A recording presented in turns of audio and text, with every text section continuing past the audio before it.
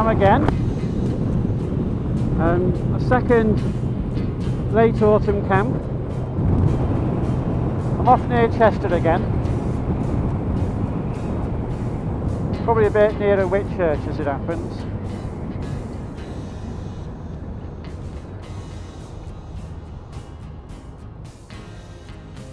I've had an email from the campsite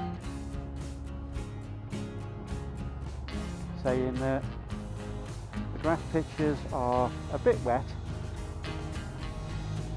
and that I shouldn't park my vehicle on the grass. Says a lot really, doesn't it? So I'm going to be going to a soaking, soggy, wet patch of grass, spend the night. I did take that into account when I've packed. I've brought a tarpaulin to put down. Once I folded it over, it will be 3 metres by 2 metres, which is just about big enough to cover the ground sheet of my inner tent. It's kind of the first time I've ever considered using a footprint when I've been out camping, but I think this might be a bit of an exception. I was at this campsite last year, and last year it was wet then. And I made the mistake of putting a tarpaulin down outside the door so that I could walk in and out without turning the grass into a mud bath. And all that really happened is when it rained all night, it ran along that tarpaulin and under my tent. So basically ended up sleeping on top of a pool of water. I'm not going to do it that way again this time. Once I'm in the tent, I'm staying put.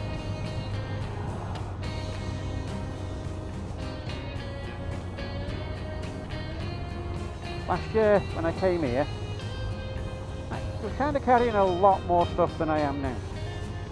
I wasn't sure I could stay warm in a tent in winter.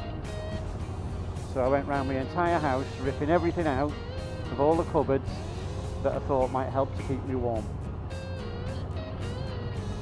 Well, this time I know I'm going to stay warm, so I brought a lot less stuff.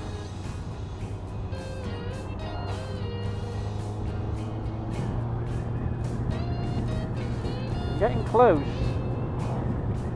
to being able to get everything into my Lomo bag. So when it comes to camping, I don't need to use my panniers or my top box for any camping gear at all. And that's because I'm taking less and less stuff all the time and managing quite well as it happens. Right, where are we talking about here? 220 yards. Here it is. Now this should be called either Chester or Knutsford Road. Let's go and see. Moor Lane. Why am I coming on to Moor Lane? Don't remember that. I'm only 10 minutes away from the campsite from here, according to me sat nav.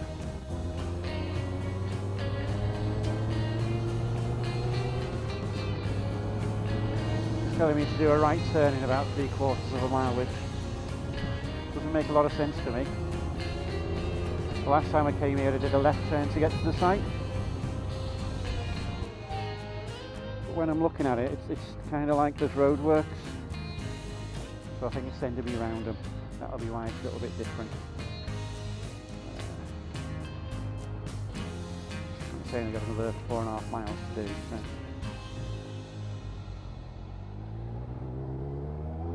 So that'll be why I'm getting rerouted. It's fine.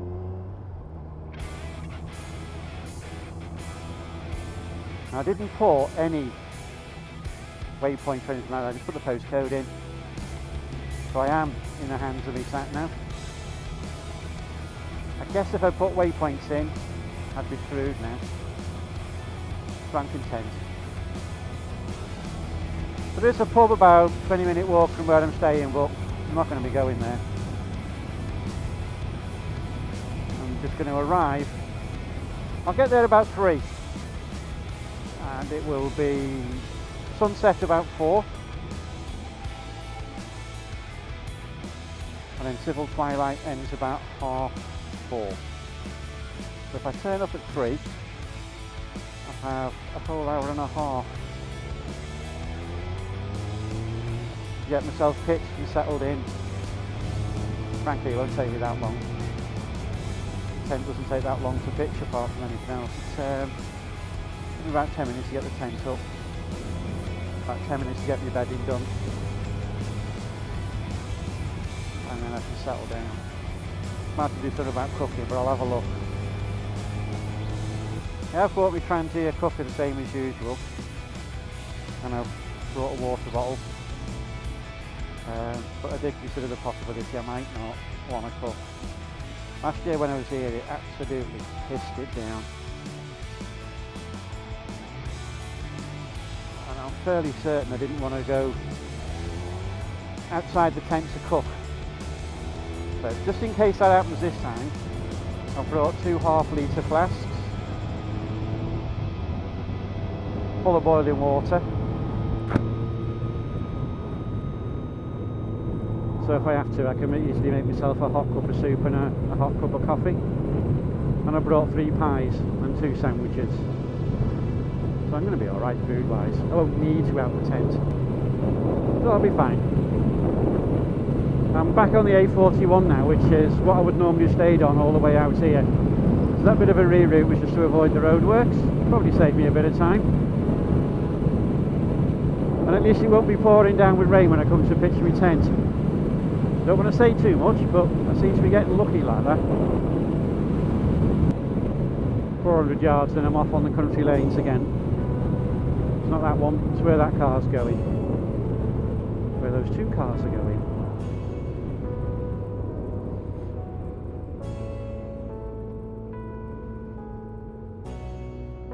Yeah, there we go, Chester Road, that's the one I should be on.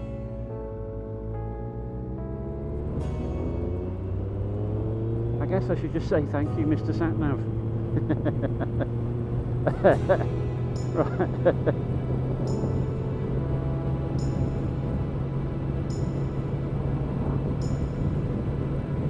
But I'm not going to rush my pitching tonight. I'm going to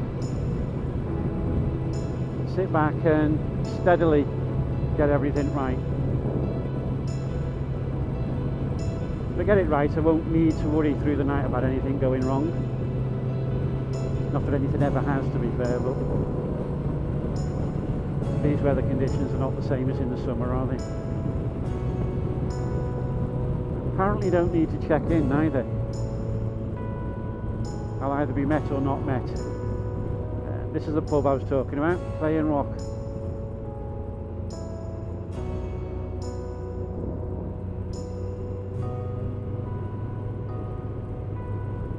Didn't look much like a pub, to be fair.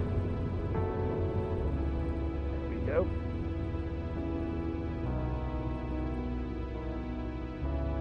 Yeah, that's it, Gatesheath Lane. It'll change a little bit later on to Newton Lane.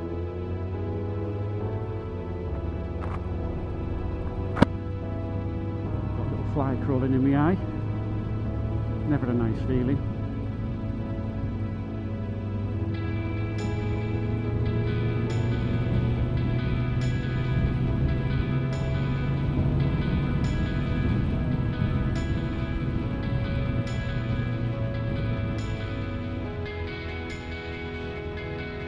Go. This is the campsite.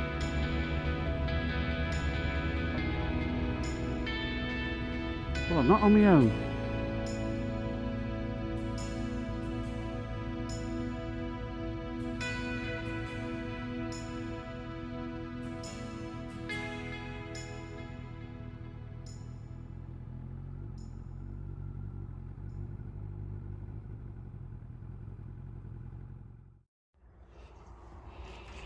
You can see I take a particular route to my tent. I come this way so that I can just kneel straight down onto the inside of the tent there without getting myself all muddy. The cooker's going, so I'll be having a brew shortly. I'm having tomato soup is what I'm going to be doing, but I'm all set up.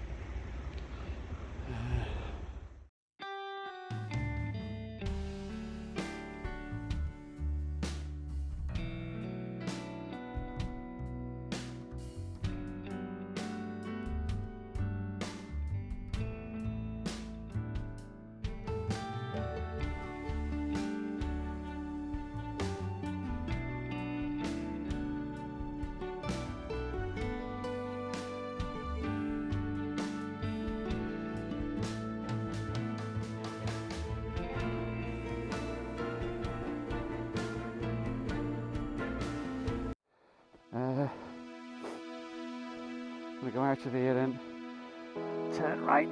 I came in yesterday, effectively. I came in from over there over to the left. So this will definitely be a different route. Full choke, side stand out, key switch down. I'm already in first gear. So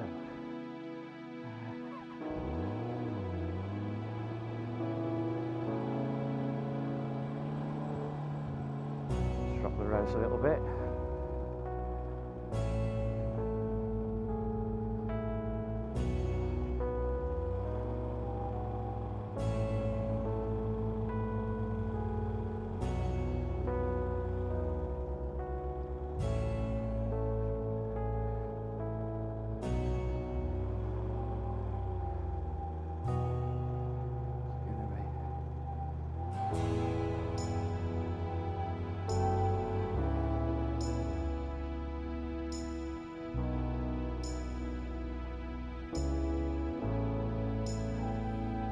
Well, I did better than last time, still not good enough.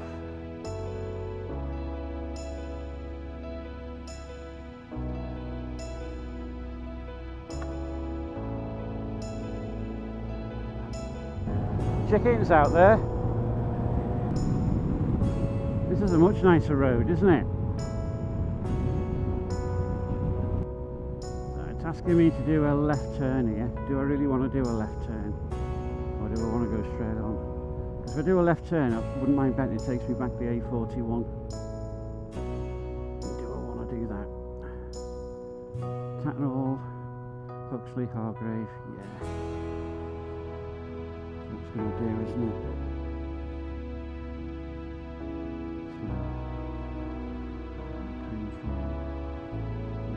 What the hell? Let's go straight on.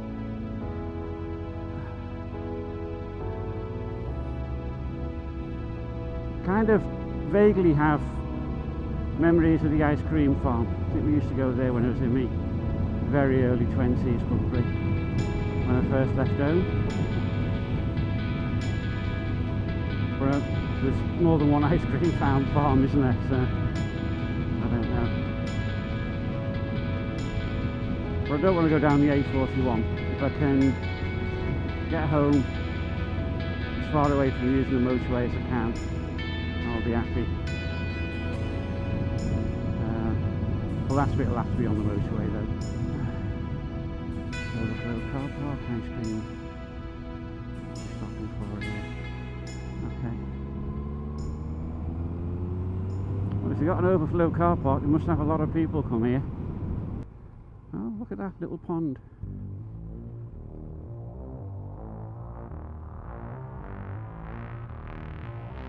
Look at that big tractor. I don't think I've ever actually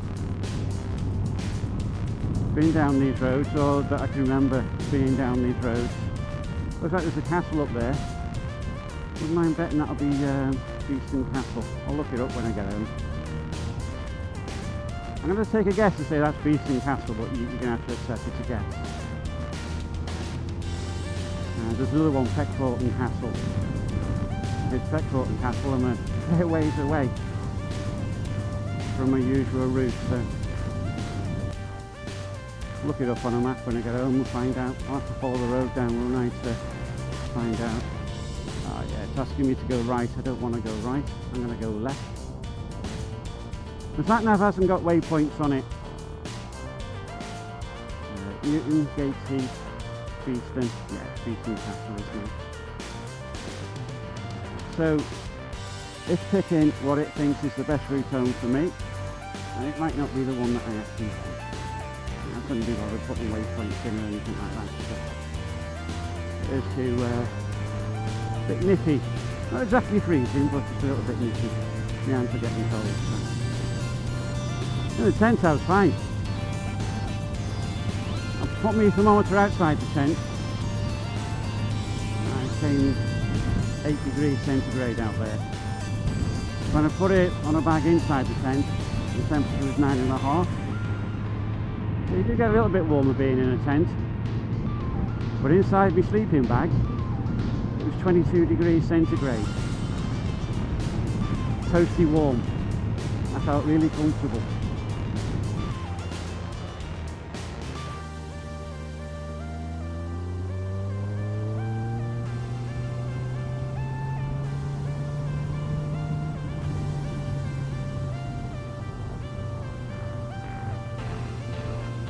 In the summer, when it was dry, it probably felt along this, but it's winter, the roads are a bit moist, and I don't know what shit's going to be on the road, so I'm not going to get it. Two-foot home, and get there when I get there. That's definitely a castle, isn't it?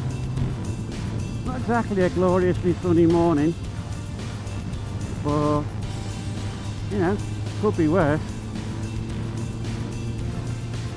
I could be getting drowned in a rainstorm. So we and you've had a lot of rain here by the looks of it. I'd say they've had a lot of rain just by looking at the campsite.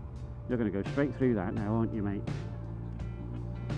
The ground was, as described, proper soggy. And I think that kind of confirms they've had a lot of rain around here, apart from just what I found at the campsite, to be fair.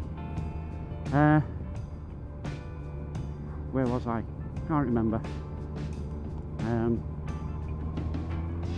Yeah, not exactly a sunny morning. I think we're talking about what I was talking about. Better than last time. Oh, yeah, there you go. You can go up to it. So it is a bit claggy. Let's do something stupid. Bunbury.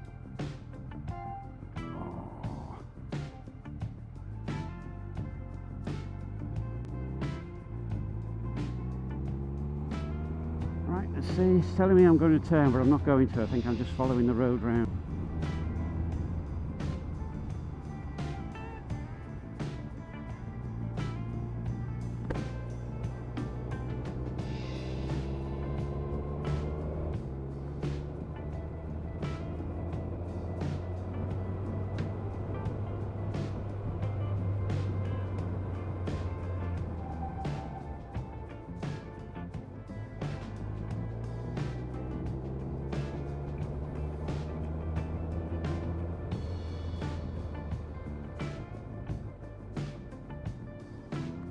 Go. What am I on? The A49 most likely.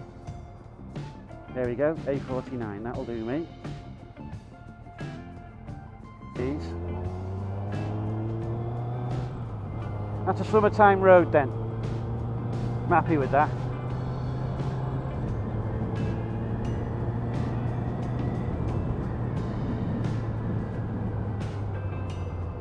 I'll go and follow that through on a map. Mark it all up and put a route into decide to travel for that and save it for the summer.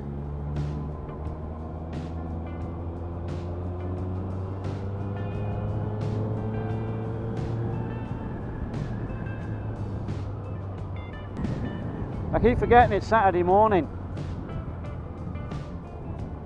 Kind of feels like a Sunday for some reason.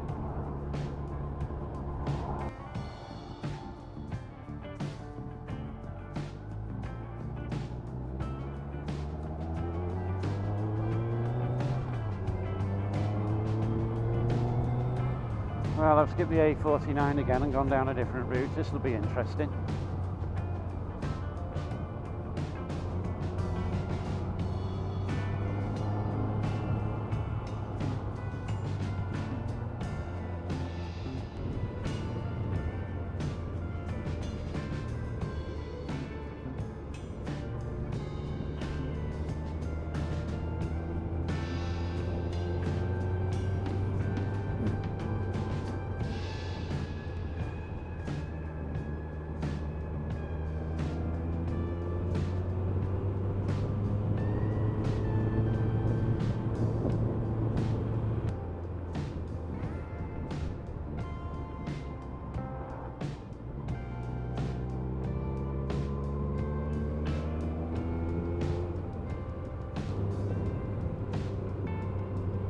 Look at it, lovely and twisty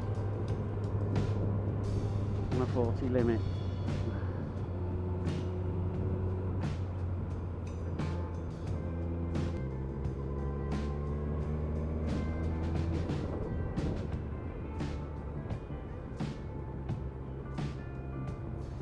It's telling me to turn right. Now, I ain't being funny, but I haven't got much in the way of a sense of direction. So, if I sort of say this doesn't feel like the right way to go, and I'm going to go a different way, you know what's going to happen, don't you?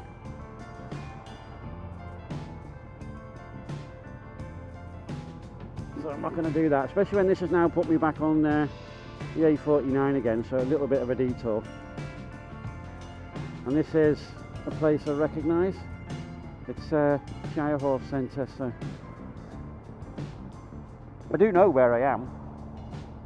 You might not think it, but I kind of do.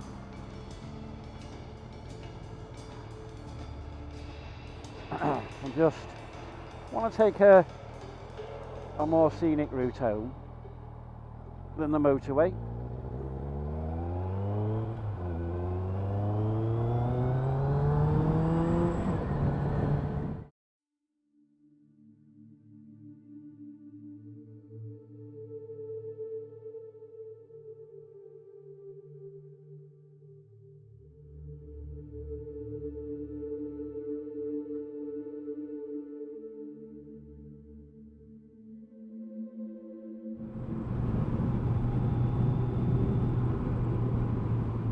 While I was in my tent last night, I watched a 90-minute film called A Glitch in the Matrix.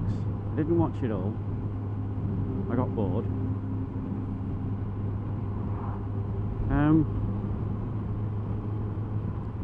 There was a chap who got a job in the university. He got a degree, he got a master's degree, probably got a doctorate. I think he did get a doctorate, so he was, yeah, that's right. He got a job as a fellow at a particular university, and he'd written a paper, and he gave 3 alternatives. He said there are 3 possibilities. And let me just get this junction done, because this, as ever, is a messy one. Either all societies disappear before they have the opportunity to create a simulated world, or nobody ever develops a simulated world, or somebody does. If you reject the first 2, you're only left with the third. And the likelihood that we would be the people who created the simulation is rare, very, very rare. So we must be in a simulation. Well, I'm not really sure that proves anything.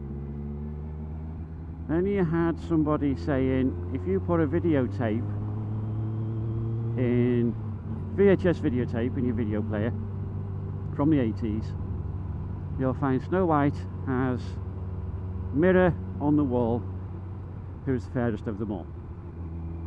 These days it's mirror, mirror. That's not right, is it? It's changed. Somebody's changed something. And this was tended to be proof that we're in a simulation and that things get changed to make it better.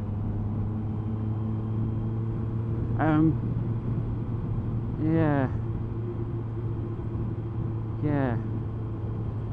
Another bloke got it into his head that he was controlling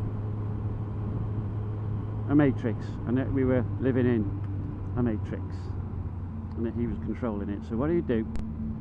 He would imagine, I'm going to see a goldfish today. Now I haven't got this exactly right because I'm not watching the film right now, but I'm going to see a goldfish today.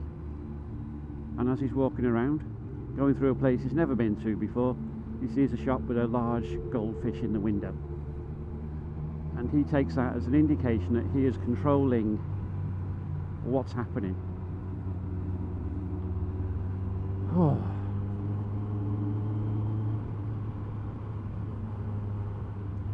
I know that there are theories out there saying that we live in a holographic projection. It feels 3D to us, but it's a 2D projection. Now, have more interest in that than the idea that we live in a matrix. I'm not saying we don't. I've seen computer simulations and they are getting better and better and better. And I guess it is entirely possible at some point that there would be characters in a simulation who wouldn't know the difference between reality and that simulation, but the characters themselves would be a simulator, would be simulated. So how would they even be able to think along the lines that they might be in a simulation, and how can they even begin to think that they might be alive if they're in a simulation and they're fake? So I don't really go with that. The idea that we live in a holographic projection and that possibly some other civilization, alien-y type people, have set the initial conditions and they observe the result, I've got no problem with that. Feels more realistic to me. Feels like the kind of thing we might do one day. But it doesn't mean anything to me. They set it up with the initial conditions, they observe the final result for whatever it was that they might have been looking for, but I won't know anything about it. I'm in it from beginning to end. I'll live how I live, die when I die, and nothing that they have done is going to make any difference to me. But the idea that I live in a simulation that either I can change or that somebody outside of me changes in such a way that it changes it for me now doesn't compute.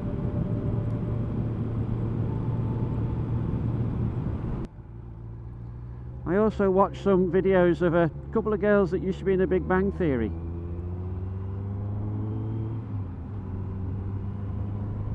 One of them was...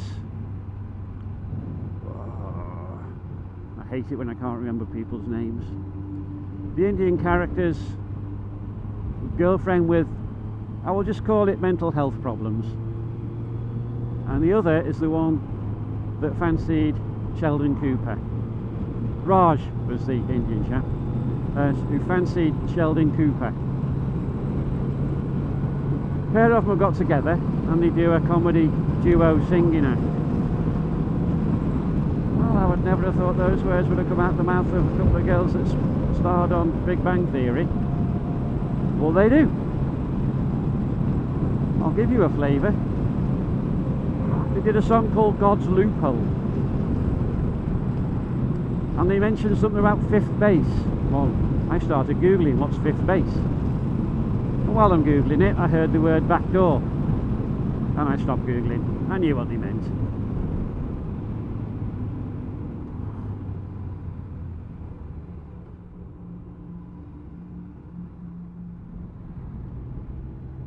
They also do another song. I'll just give you the title. You don't need anything else. Hand job, bland job, I don't understand job.